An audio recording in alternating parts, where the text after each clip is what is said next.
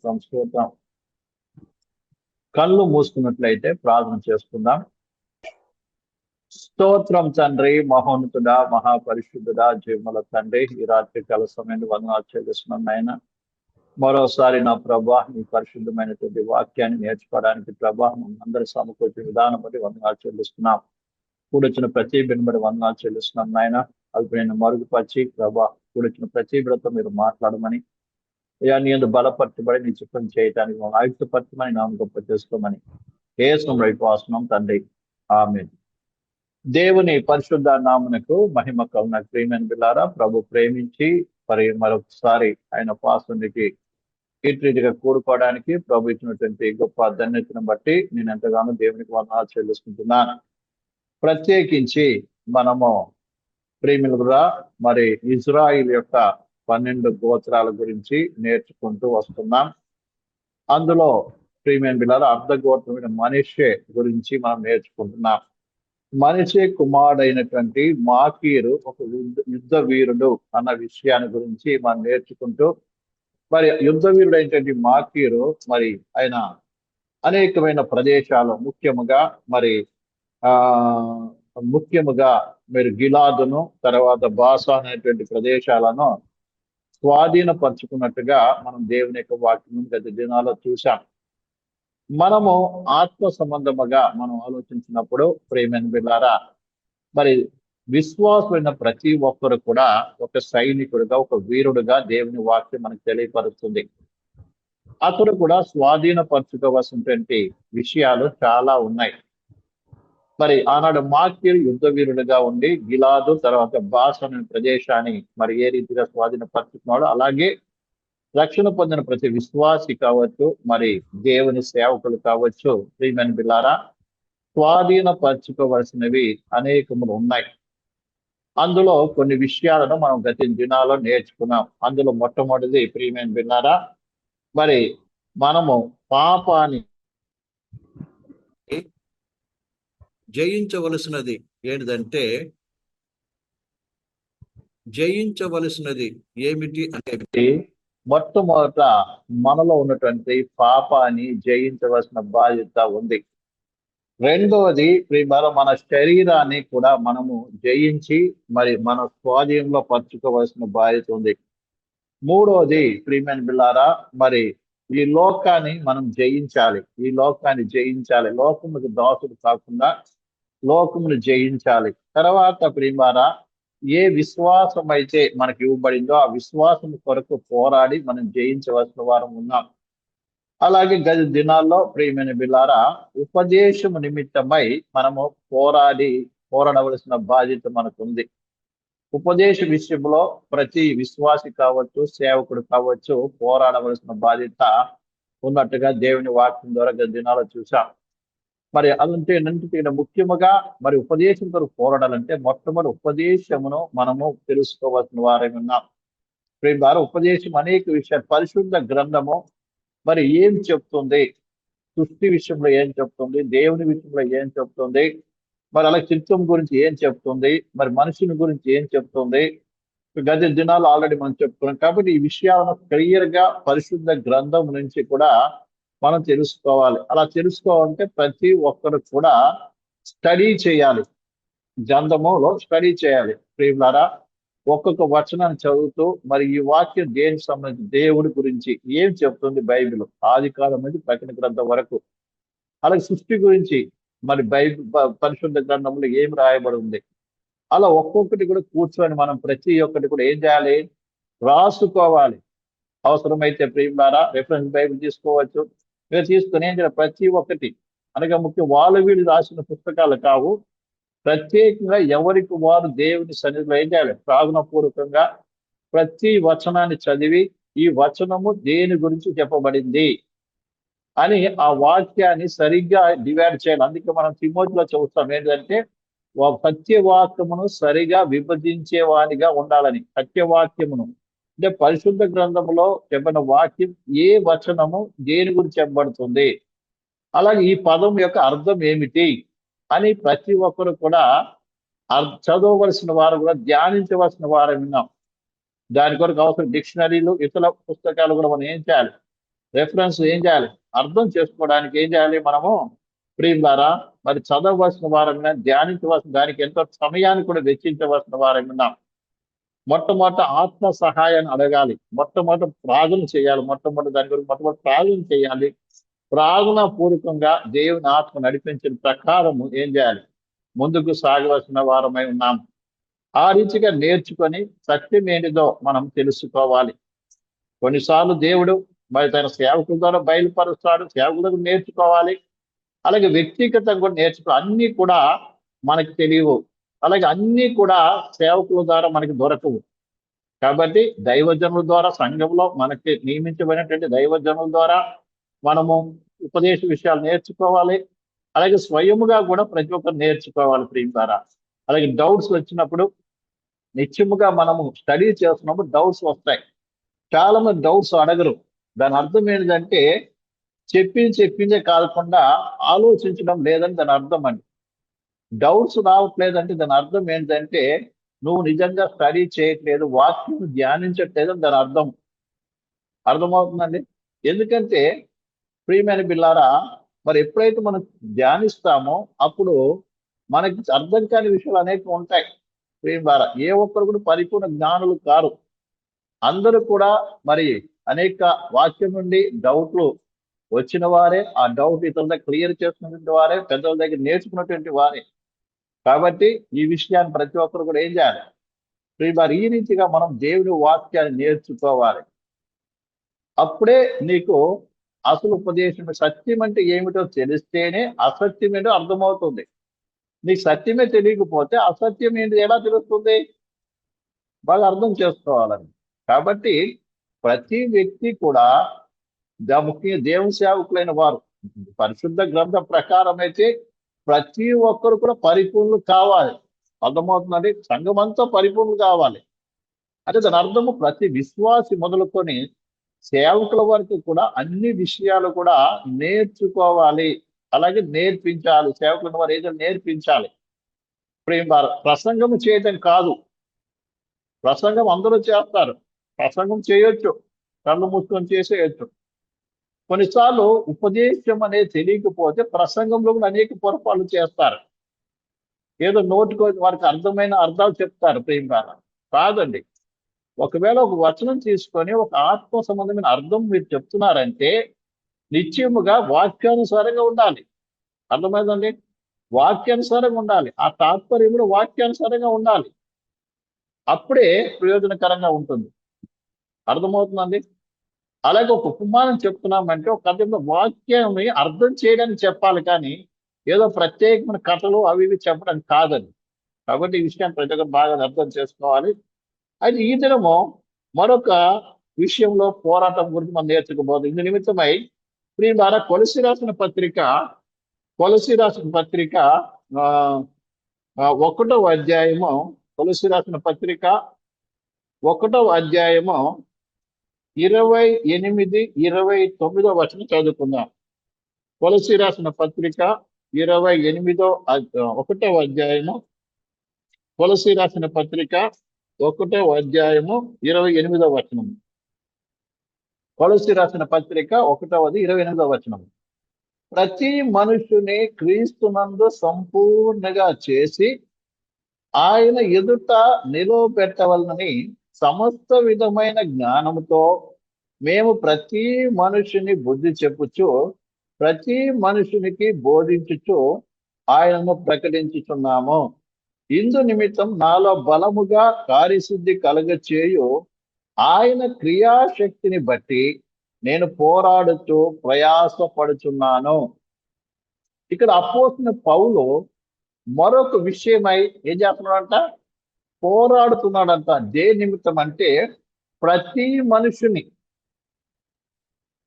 అంటే మనుష్యుడు, ఇక్కడ విశ్వాసం రాయబడేది మనుష్యుడు అని రాయబడింది. అంటే దేవుడు మన దగ్గరికి పంపించినటువంటి లేదా మనకు అప్పగించినటువంటి ప్రతి మనుష్యుని ఏం చేయాలి ప్రియమైన బిడ్డలారంట? వారిని సంపూర్ణ చేయట కొరకంట. సంపూర్ణత అంటే ఏంటి అర్థం? అర్థమైందండి? ఇక్కడ అర్థం చేసుకున్న పదం ఏంటంటే సంపూర్ణత అంటే ఏంటిది? అన్న విషయం మనం బాగా గ్రహించవలసిన వారమైన ప్రేమ. ఏంటి సంపూర్ణత? సంపూర్ణత అనే పదానికి అర్థం ఏంటంటే ప్రియమైన బిళ్ళారా, ఏంటంటే ప్రియమైన బిళ్ళారా, ఎలాంటి లోపము లేకుండా. ఒకటి, ఈ సంపూర్ణత అనేది పదము పరిశుద్ధ గ్రంథంలో అనేక చోట్ల వ్రాయబడి ఉంది. దాన్ని మనం తీసినప్పుడు మొట్టమొదట ఏ పని అయితే మనకు అప్పగించబడిందో ఆ పనిని పరిపూర్ణం చేయటము. నీకే పని ఇచ్చాడు. చాలా మంది కొంతమంది పను ఆరంభిస్తారు, సగంలో వదిలిపెట్టి వెళ్ళిపోతారు. అర్థమైందండి? సగం ఏం చేస్తారు, వదిలిపెట్టి వెళ్ళిపోతారు. ఉదాహరణకి సేవకు వస్తాం ప్రేమ ద్వారా, కానీ ఆ సేవను ఏం చేయము, కడవరకు ఏం చేయము, పరిపూర్ణం చేయము. సగంలో ఆగిపోతారు, సగంలో లేకపోతే వదిలిపెట్టేస్తారు, లేకుంటే ఏదో ఒకటి చేస్తారు ప్రియమైన బిడ్డలారా. అలా కాదండి. అలాగే కొన్ని సమస్యలు, కొన్ని కష్టాలు, కొన్ని బాధలు వచ్చినప్పుడు ఏం చేస్తారు, విడిచిపెడతారు. ఉదాహరణకి ఒక మాట చదువుతాను ప్రియమైన, లూకా సువార్త 13వ అధ్యాయము 13వ అధ్యాయము లూకా సువార్త 13వ అధ్యాయము 32వ వచనం చదువుదాం. 31 నుంచి. లూకా సువార్త 14:31 నుంచి చదువుదాం. ఆ గడిలో కొందరు పరిసయ్యులు వచ్చి, నీవిక్కడ బయలుదేరి పొమ్ము, ఇక్కడ నుండి బయలుదేరి పొమ్ము, హేరోదు నిన్ను చంపగోరుచున్నారని ఆయనతో చెప్పగా, ఆయన వారిని చూసి, మీరు వెళ్ళి ఆ నక్కతో ఇలాగ చెప్పుడి, ఇదిగో నేడును రేపు నేను దయ్యమును వెళ్ళగొడుచు రోగులు స్వస్థపరచు నుండి 3వ దినమున పూర్ణ సిద్ధి పొందేదను. ఇక్కడ యేసు ప్రభు ద్వారా ఇక్కడ పరిచయం చేస్తూ ఉన్నాడు ఒక చోట్ల. అప్పుడు పరిసయ్యులు కొందరు వచ్చి యేసు ప్రభుని భయపెట్టిస్తున్నారు. ఏమనంటే, ఇదిగో హేరోదు రాజుని ఏం చేయబోతున్నాడు, చంపడానికి చూస్తున్నాడు, చంపడానికి వస్తున్నాడు అన్న రీతిగా చెప్తుంటే, యేసు ప్రభు ఏం చెప్తున్నాడంటే, ఇదిగో నేను నేడు రేపు కూడా ఏం చేస్తాను, నా పనిని సంపూర్తి చేస్తాను అని చెప్తున్నాడు. అర్థమవుతుంది, సంపూర్తి నేను చేస్తాను అంటే మొట్టమొదటి సంపూర్ణత అనే పదానికి ఏంటి అర్థం అంటే, ఒక పని మనకి ఇచ్చినప్పుడు లేదా ఒక పని మొదలు పెట్టినప్పుడు దాన్ని పరిపూర్ణంగా ఏం చేయాలి, నెరవేర్చాలి, మధ్యలో వదిలిపోకూడదండి. ఇక సేవ కావచ్చు, నీకు ఏ పని కావచ్చు, ప్రియం ద్వారా ఆరంభించినప్పుడు ప్రియం ద్వారా దానిని ఏ మాత్రం మధ్యలో వదిలిపెట్టకూడదు. ఎలాంటి కష్టం వచ్చినా, ఎలాంటి శ్రమ వచ్చినా, నిందలు వచ్చినా, ఏ పరిస్థితి వచ్చినా కూడా ప్రియులారా ఏం చేయకూడదు, మధ్యలో వదిలిపెట్టకూడదు, భయపడకూడదు. ఇప్పుడు యేసు ప్రభు భయపడలేదండి, ప్రాణానికి కూడా భయపడలేదు, చంపుతానన్నా కూడా భయపడలేదండి. కాబట్టి ఇలాంటి పరిస్థితి వచ్చినప్పుడు ఏం చేస్తున్నాడు అంటే, ఒక పనిని కంప్లీట్ చేయటం అనేది సంపూర్తి చేసినట్టుగా లెక్కలోకి వస్తుందండి. ఇక్కడ మనం బాగా అర్థం చేసుకోవాలి. మరొకసారి చదువుదాం ప్రియులారా, ఫిలిప్పీ రాసిన పత్రిక 3:12 ఇక్కడ కూడా అదే పని. ఫిలిప్పీ రాసిన పత్రిక 3వ అధ్యాయం 12వ వచనం. ఇది వరకే నేను గెలిచినైనను, ఇది వరకే సంపూర్ణ సిద్ధి పొందినైనను నేను అనుకోవట్లేదు, కానీ నేను దేని నిమిత్తం క్రీస్తు యేసు చేత పట్టబడిచినో దాన్ని పట్టుకొనవాలని పరిగెత్తుతున్నాను. ఇక్కడ కూడా ఒక మాట చెప్తా, సంపూర్ణ సిద్ధి పొందినైనను నేను అనుకోవట్లేదు. ఇక్కడ అపోస్తలుడైన పౌలు ప్రభువైన యేసు విశ్వాసం ఉంచిన తర్వాత ఆయనకి ఏదేది లాభకరమైనదో అంతా చెత్తగా ఎంచుకొని ప్రభు పరిచయంలో సాగుతూ ఉన్నాడు. కొంతకాలం సాగిన తర్వాత ఆయన చెప్తున్న మాట ఏంటంటే, నేను పరిపూర్ణ అయిపోలేదు. చాలాసార్లు మనము ఆత్మీయ జీవితంలో కొనసాగుతున్న కొనసాగి వ్యక్తిగత జీవితంలో కావచ్చు, అలాగే ప్రియమైన బిడ్డలారా పరిచర్యలో కావచ్చు, కొంతకాలం సాగిన తర్వాత ఏమనుకుంటామంటే ఇక నేను ఏమైపోయాను, అంతా అయిపోయి అంతా అంటే ఓకే అయిపోయింది, నేను చేయవలసిన పని అంతా కంప్లీట్ చేసేసాను, నేను ఇంక పరిపూర్ణ అయిపోయాను, ఇంకా నాకు ఏ పర్వాలేదు అన్నటువంటి భావన వచ్చేస్తుంది.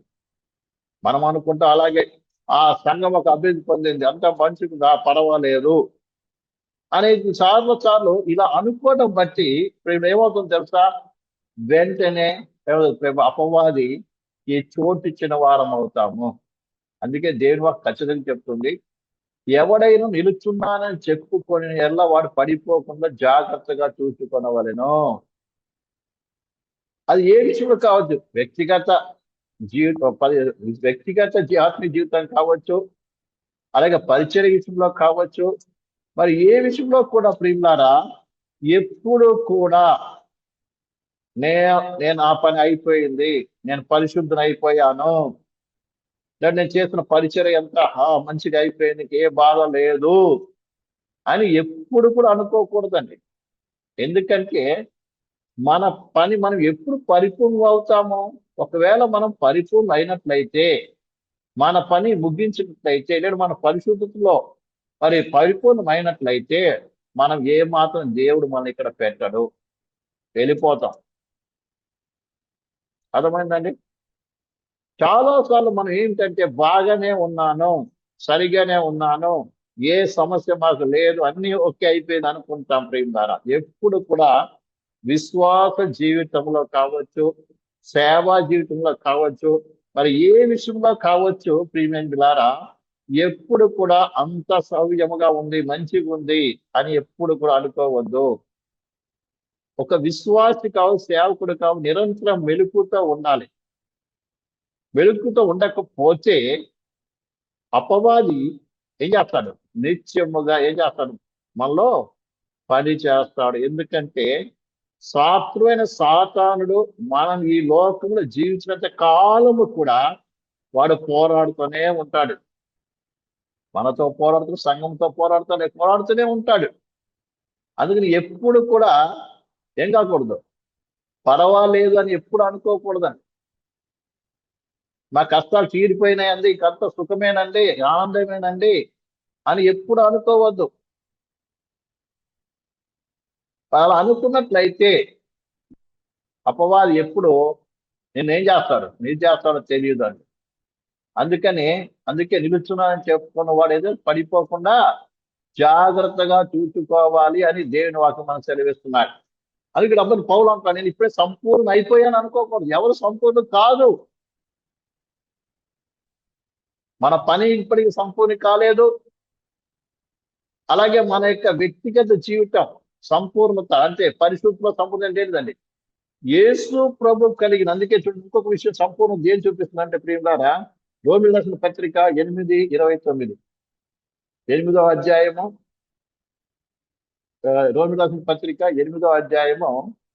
ఈ వచనాన్ని అన్ని దగ్గర పెట్టుకొని మనము ధ్యానిస్తే మనకి అసలు అర్థం దొరుకుతుంది. 8వ అధ్యాయం 29వ వచనం, ఎందుకనగా తన కుమారుడు అనేక సహోదరులు జ్యేష్ఠులగునట్లు దేవుడు ఎవరిని ఎరిగెనో వాడు తన కుమారుని సారూప్యము గలవాడగుటకు వాడిని ముందుగా నిర్ణయించెను.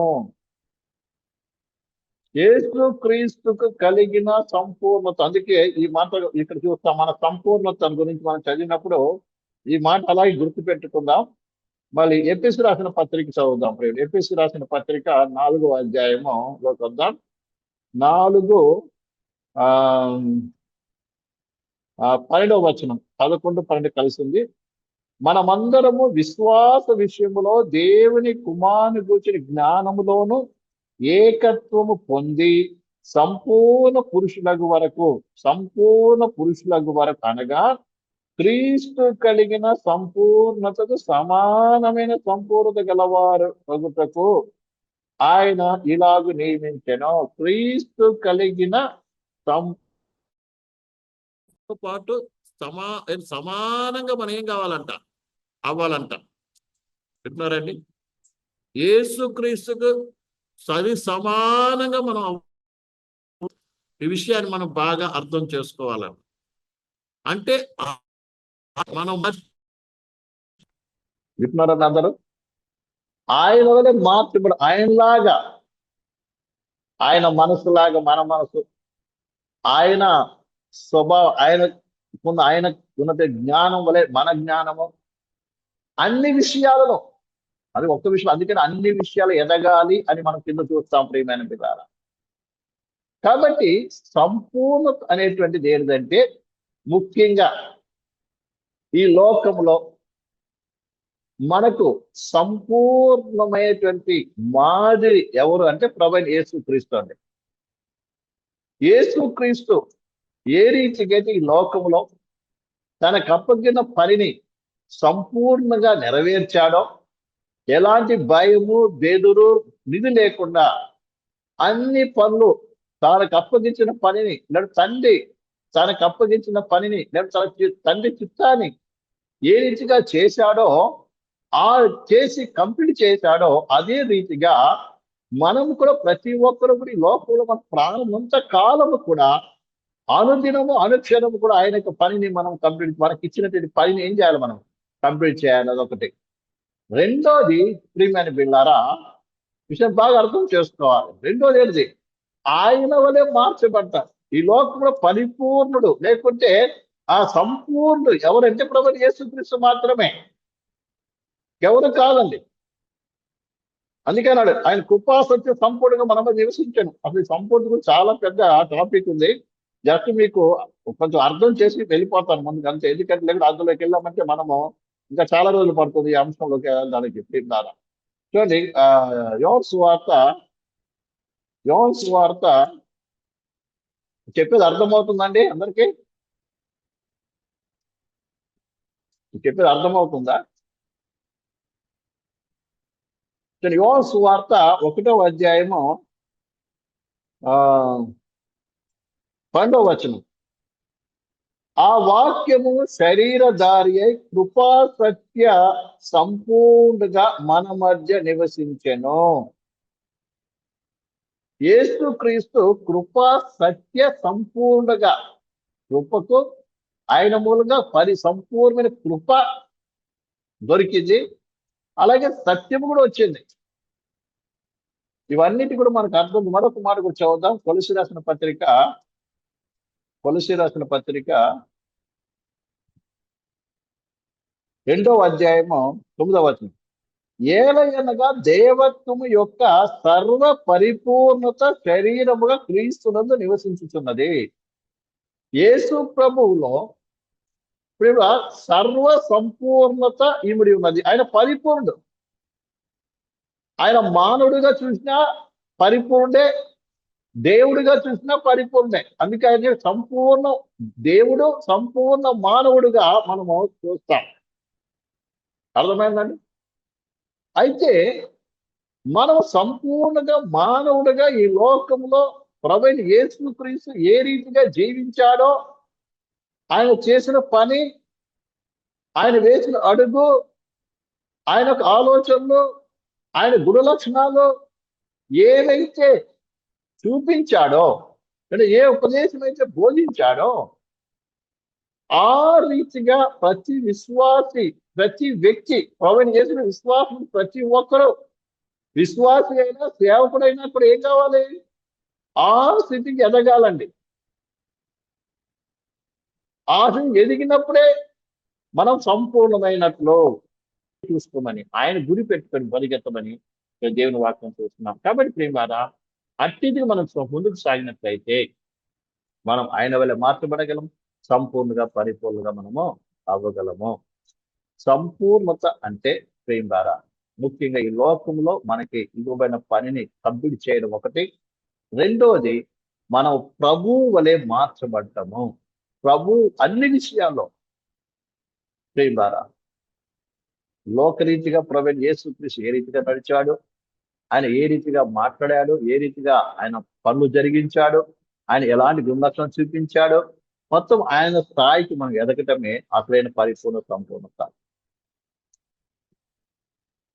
ప్రభు ఒక అవకాశం ఇస్తే ఆ పరిపూర్ణ సంపూర్ణత గురించి ఇంకా మనం డీటెయిల్గా మనం నేర్చుకోవచ్చు. దాని కొరకు మనం ఏం చేయాలో.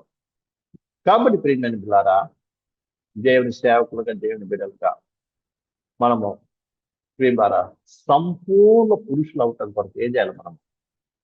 ప్రియులారా, ఎదగవలసిన వారు, పోరాడవలసిన వారని విన్నాం. మన మన యొక్క సంపూర్ణత కొరకు పరిపూర్ణత పోరాడాలి. అలాగే ప్రియులారా, విశ్వాసుల యొక్క పరిపూర్ణత, సంఘం యొక్క పరిపూర్ణత, సంపూర్ణత కొరకు పోరాడవలసిన వారని విన్నాం. దానికి బోధ చేయాలి. దానికి ప్రార్థనలో కూడా పోరాడాల్సిన బాధ్యత ఉంది. ఇలాంటి కొరకు ఆయన వైపు చూస్తూ మన ఇంటర్ ముందుకు సాగుదాం. అది కృప మనం ప్రార్థన చేసుకుందాం. దేవుడి వాక్యం దీవించును గాక. కళ్ళు మూసుకుంటే ప్రార్థన చేసుకుందాం. హల్లెలూయా, స్తోత్రం, పరిశుద్ధుడా, స్తోత్రం, స్తోత్రం, స్తోత్రం, స్తోత్రం, స్తోత్రం. పరిశుద్ధమైన తండ్రి, పరలోకపు ప్రేమల దైవమానికి స్తోత్రం ప్రభు. ఈ రాత్రి కాల సమయంలో ప్రభా, ఏ రీతిగా మేము ప్రభా తండ్రి అయ్యా సంఘం యొక్క పరిపూర్ణత కొరకు, ప్రతి మనిషిని సంపూర్ణ అవట కొరకు ఏ రీతిగా మేము ప్రభా పోరాడాలో ప్రభా, అయ్యా బోధలోను ప్రార్థనలోను ప్రభా అయ్యా ఇలా పోరాడాలో మాకు నేర్పించండి, బలపరచండి, సహాయం చేయండి ప్రభా. స్తోత్రం అయ్యా. మేమే కాకుండా మాకు ఇచ్చినటువంటి ప్రతి ఆత్మను కూడా ప్రభు నీ వలే ప్రభా ఈ లోకంలో చేయలేదంటే ఏ రీతి నడుచుకున్నావు ఆ రీతిగా అయ్యా నీ నడవడికి నడవటానికి, నీ అడుగులు నడవటానికి, అలాగే నీ వలె మార్చబడ్డానికి, అలాగే ఇతరులను కూడా నీ వలె మార్చడానికి అయ్యా మాకందరికీ తగిన కృప అభిషేకం మాకు అనుగ్రహించి నడిపించి బలపరచమని రాత్రి నీ వాక్యాన్ని సమర్పిస్తాను. నేను గొప్ప చేసుకున్నాను. అది గొప్ప 200 స్వతంత్రం నాకు తిరిగి కలిసిన కృపాసం నుంచి నడిపించు. ఏ తొమ్మిది ప్రాసనం తండ్రి. ఆమేన్. ఆ తండ్రి అయిన దేవుని ప్రేమ కుమారుని యేసుక్రీస్తు కృపయు పరిశుద్ధాత్మ అన్యోన్య సహవాసం కూడిన మందులోకి సకల పరిశుద్ధుడు కూడా ఆయనలో పరిపూర్ణ వరకు మాకు తోడై ఉండి నడిపించిన కాక. ఆమేన్. అందరికి కూడా యేసుక్రీస్తు వందనాలు. Praise the Lord. Praise the lord.